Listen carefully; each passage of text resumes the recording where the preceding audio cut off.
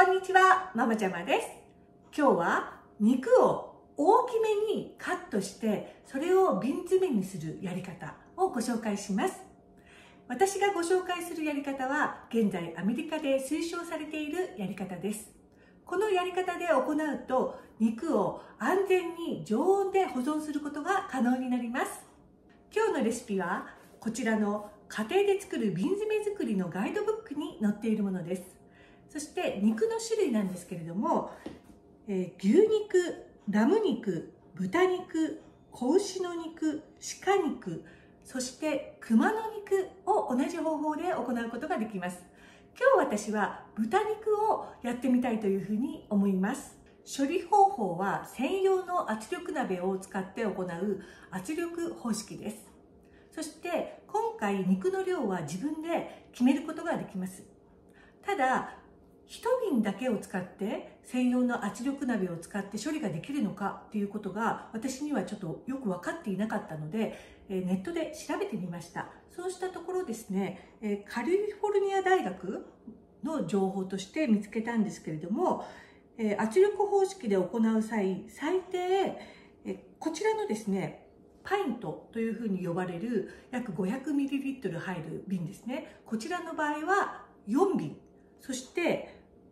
クォートというふうに呼ばれるこちらの約1リットル入る瓶でしたら最低2瓶を使って処理するようにということです。今日私はこちらの豚肉を使用します。こちらは 4.58 ポンドということで、だいたいですね2キロちょっとあるっていう感じなんですね。で、私の考えとしてはこれで4瓶から5瓶分ぐらいなんじゃないかなというふうに思っています。実際にやってみて果たして何瓶になるのかということも見ていきたいと思います。今回の瓶詰め作りのやり方にはホットパックというやり方とローパックというやり方の2種類があります。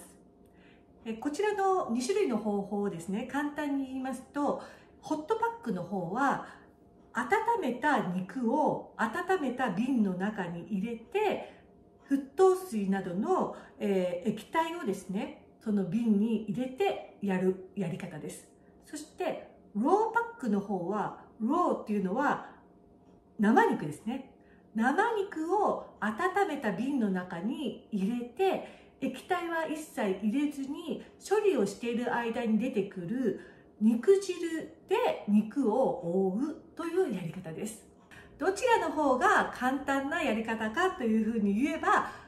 ローパックの方ですよね。ただレシピの方にはですねホットパックの方が好ましいっていうふうに書かれているんですよ。というのも保管中にですね食材がしっかり液体に覆われて品質を保つためにはホットパックの方がいいようなんです。現在のですね赤身肉に含まれる脂肪や肉汁の量はローパックでは肉の大部分を覆うには十分でないことが多いということなんですね。なので、私はホットパックで今日はやってみようかなというふうに思っています。ローパックもやったことがないんですね。だから実際にはどうなるのかっていうのはまだ確認したことがないので、また別の機会にですねローパックの方でやる処理というのをご紹介して実際どうなるのかっていうのを一緒に見ていけたらなというふうに思っています。では早速やっていきましょう。まず圧力鍋の準備を行います。こちら専用のラックを鍋の中に入れます。続いてお水を3クォート約3リットル入れます。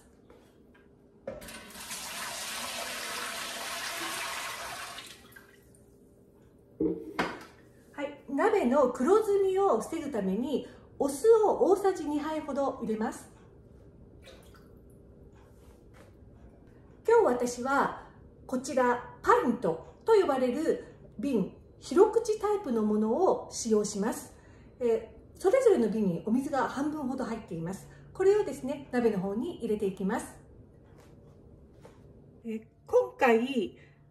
肉が約2キロなのでだいたい 4,5 瓶で足りるんじゃないかというふうに思うんですが、4やってみないとわからないので、とりあえずですね、この広口タイプのものを5瓶、そして、5瓶しかなかったんですね。なので普通口のタイプの瓶を1瓶ほどですね温めて、合計6瓶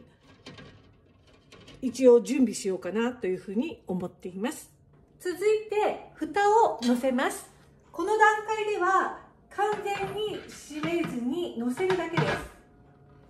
はい、これから火をつけていきますが、この後ですね、肉を切ったりする作業があるんですね。少し時間がかかると思うので、ごく弱火にしておこうと思います。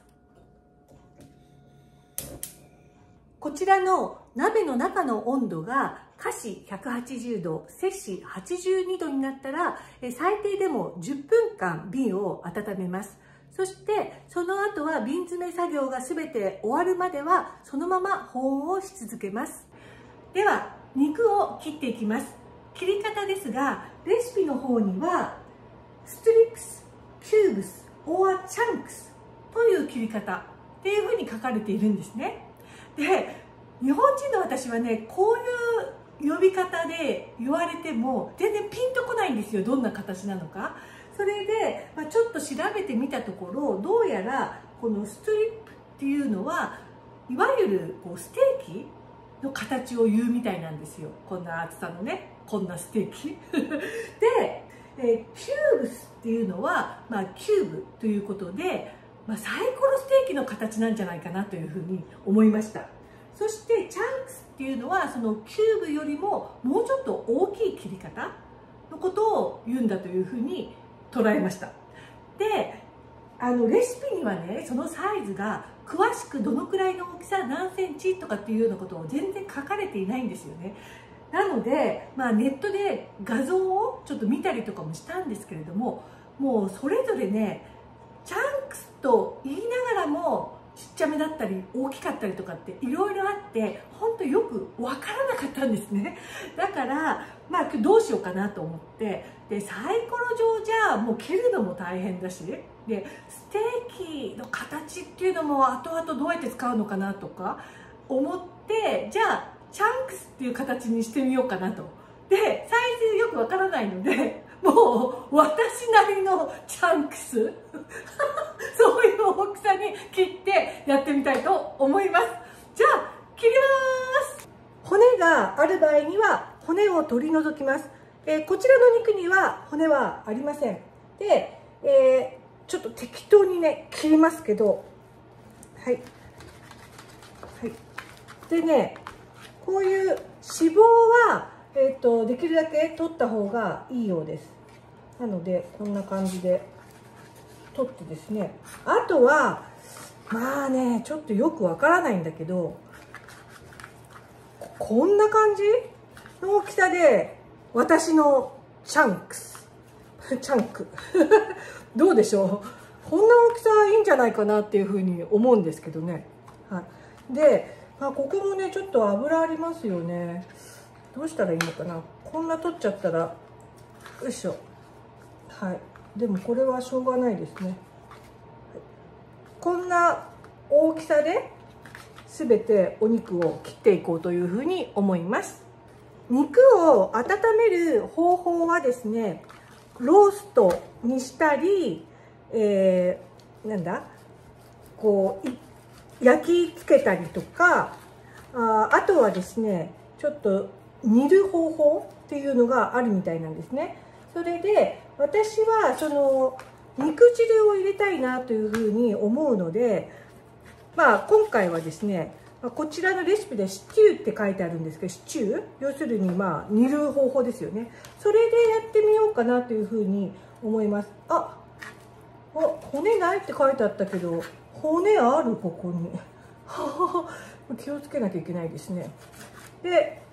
なのでこの大鍋にちょっとどんどん切った肉は入れていこうかなと。はい、切り終わりました。結構脂肪があって取り除いちゃったので、この肉ね、逆にちゃんと4瓶しっかりあるのかなって今度は不安になってきましたけど、やってみるしかないですね。で、あまりに脂肪を取り除いて小さくなってしまった肉は、これはなんか野菜炒めかなんかに入れて使おうかなというふうに思います。では今度はこちらの方に水を入れます。水の分量もどのくらいかっていうのはちょっとよくわからないので、お肉がかぶるぐらいのお水を入れればいいかなというふうに思うのでやってみます。とりあえずこのくらいでいいですかね。じゃあ火をつけます。はい、でどのくらい煮るのかって言ったら、レアの状態っていうふうに書かれているんですね。なので表面がこうちょっと色が変わって中がレア、その状態でどうやらいいようなので、まずは沸騰するのを待ちたいと思います。はい、沸騰しました。ちょっと水の量が多かったかもしれなくて、沸騰するのに時間がかかったので、肉が果たして中がレアなのかちょっとわからないので1個切ってみようと思います。レアかなレアじゃない、ちょっとミディアムよりいっちゃったかも。もうしょうがないですね。もうしょうがないもうこれでやります。では瓶詰め作業に入ります。瓶の方は10分間温めて保温状態にあります。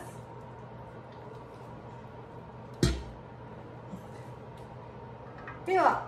瓶を取り出して中のお湯を出します。そして中の温度を保ちたいので蓋を乗せておきます。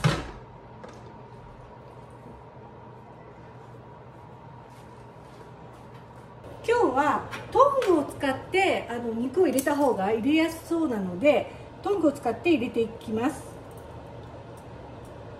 ヘッドスペースは1インチです。肉をね、ぎゅうぎゅうは入れない方がいいみたいなんですけれども、ちょっとうまく入れられるかが、このパイントのジャーってあんまり大きくないので、もうちょっと入れられるかな。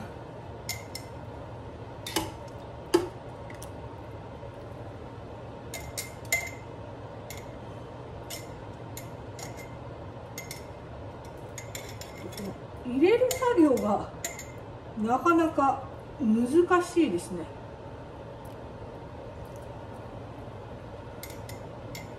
大丈夫だろうか。じゃあ、塩を入れることができます。入れても入れなくても OK です。この塩というのは完全に風味付けで入れることによってこの品質が向上するとかそういうことではないそうです。風味付けだそうです。で、私は今日入れようと思います。パイントのサイズで小さじ半分です。はい、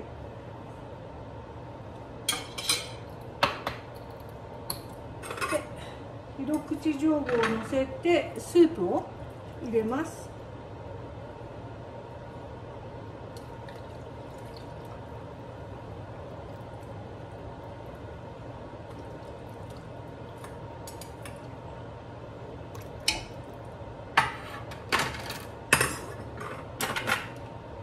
バブルポッパーを使って空気を抜いていきます。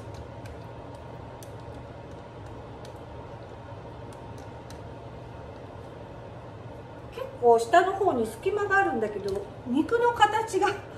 これでこう難しいですね、入れるのが。これ1インチより飛び出てますよね、多分。難しいな、このパズルゲームが難しい。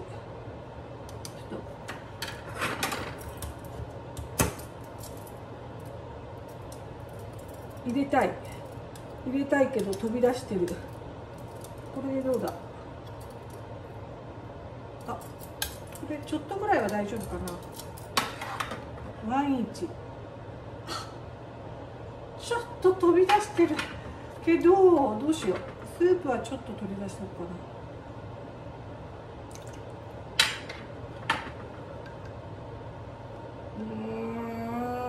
な。微妙ですね。なかなかこれが大変で時間がかかっちゃいますね、いつも以上に。どう？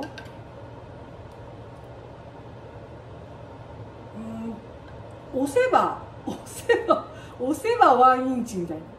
ちょっとスープ多いですね。なんかね、多いとやっぱり良くないみたいなんですよ。少なすぎても良くないし。そしたらですね、瓶の縁を、お酢を湿らせたキッチンペーパーできれいに拭いていきます。このお酢を湿らせるのは、脂肪分が取れるそうなんですね。だからお酢を湿らせています。でこれは蓋を密閉させるためにきれいにするのはとても大事な作業なので、丁寧に行った方がいいようです。はい、では蓋を乗せます。はい、フィンガーティップタイトで締めるんですけれども、この間ミートソースを締めた時にかなり瓶の中から液体が漏れてたみたいなので、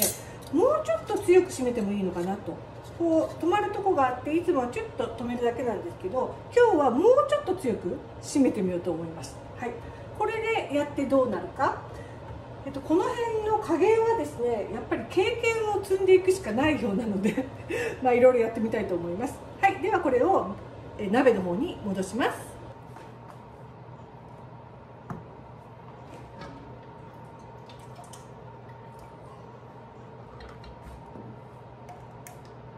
瓶を戻し入れて、次の瓶を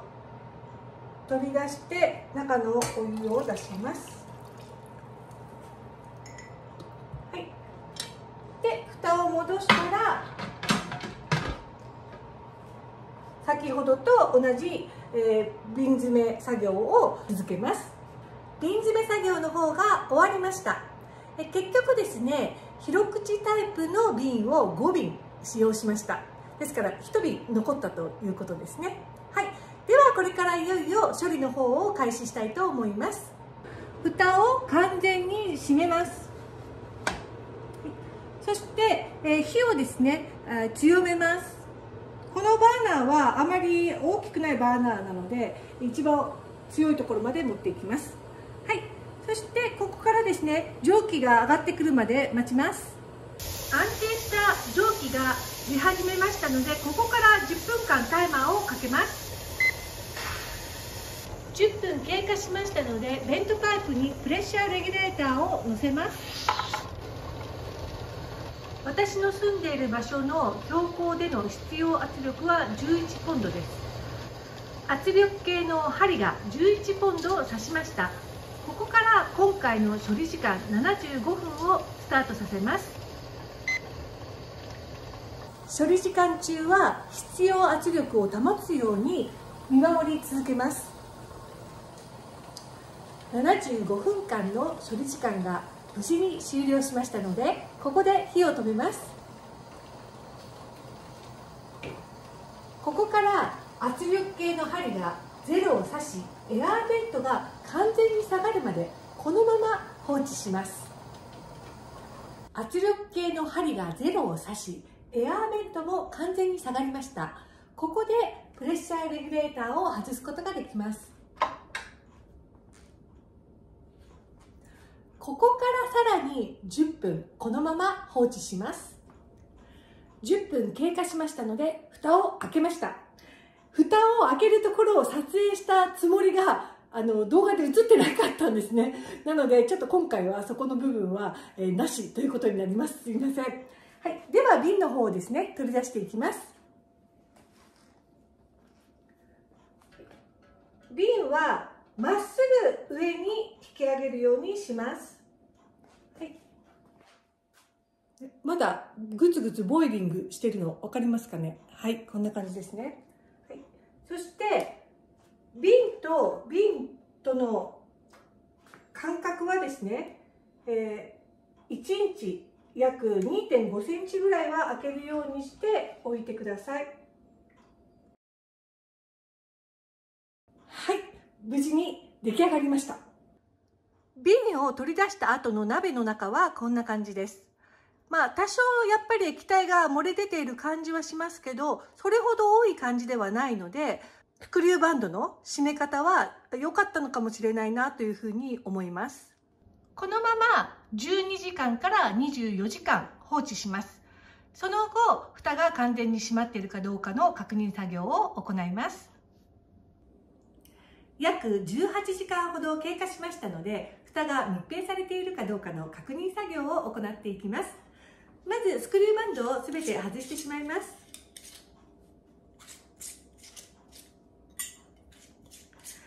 今回もね、漏れ出て多少ベタベタはしてますけども、今までやった中ではマシな方なんじゃないかなっていう感じがします。はい。そして密閉されていない蓋の中央部分を押すとこのような音がします。では今からこのような音がするかどうかを確認していきます。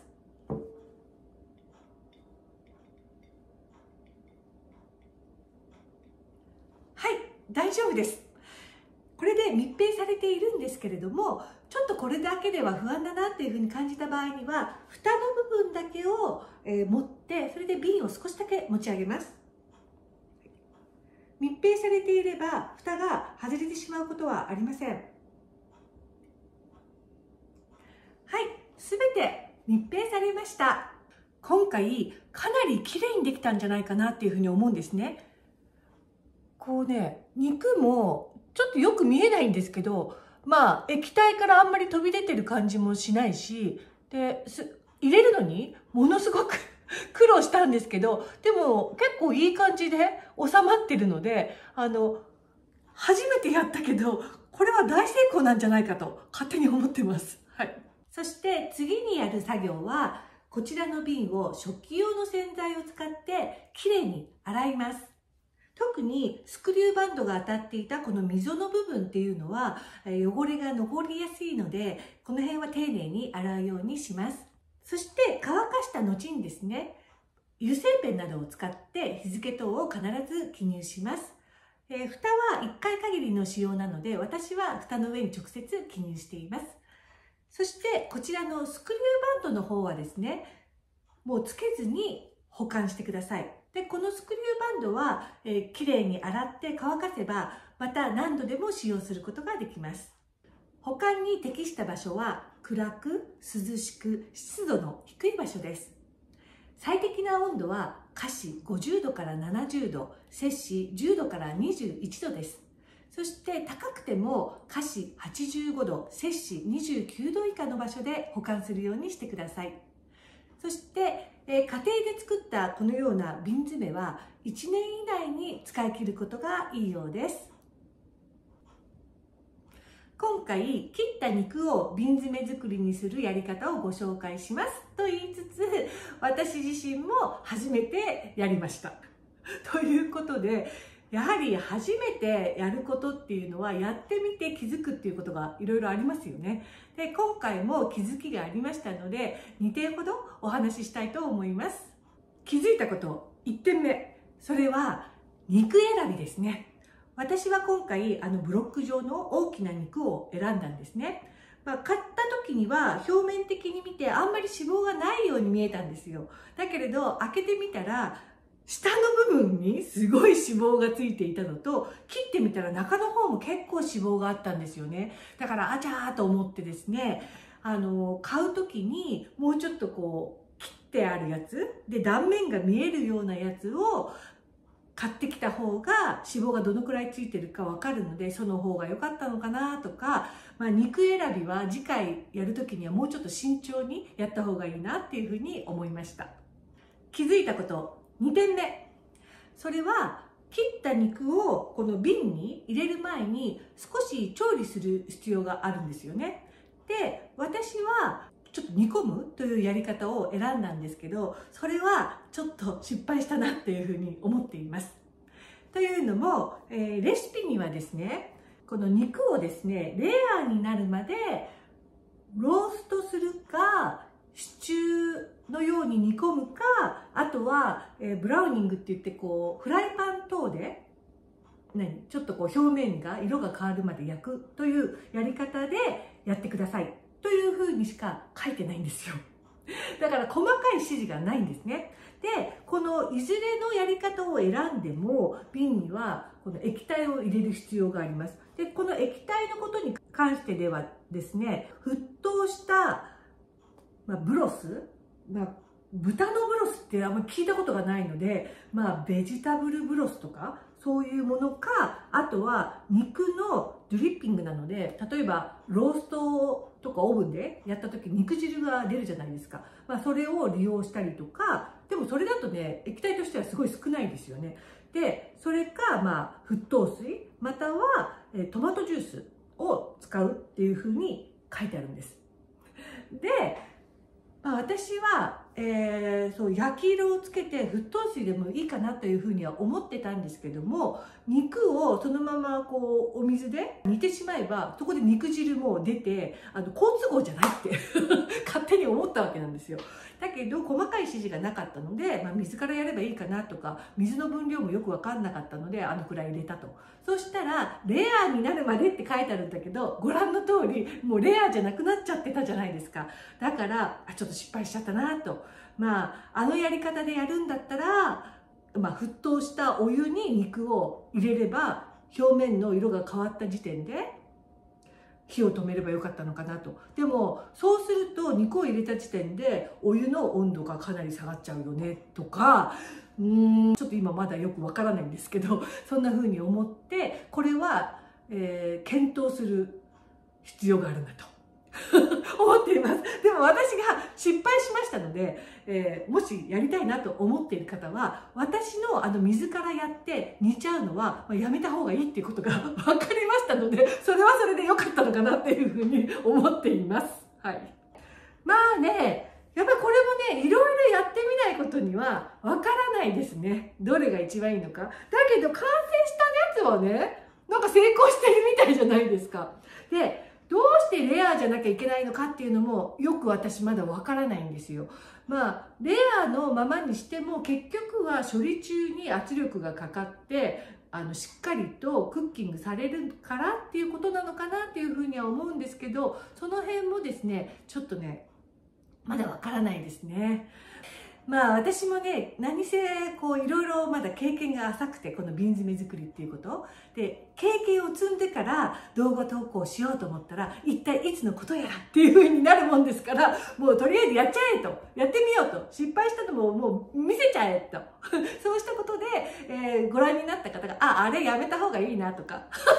思ってくれれば、それはそれでいいかなっていう風に思ったりしています。はい、皆さんもですね、あれはさ、こんな風にやればいいのよとか、やり方をご存知の方はぜひ教えていただきたいですし、あとはご感想なりご意見なりありましたら、お気軽にコメントに残していただければという風に思います。はい、今日の動画は以上です。最後までご視聴いただきありがとうございました。また次回の動画でお会いしまし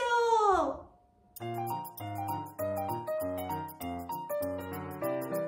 う。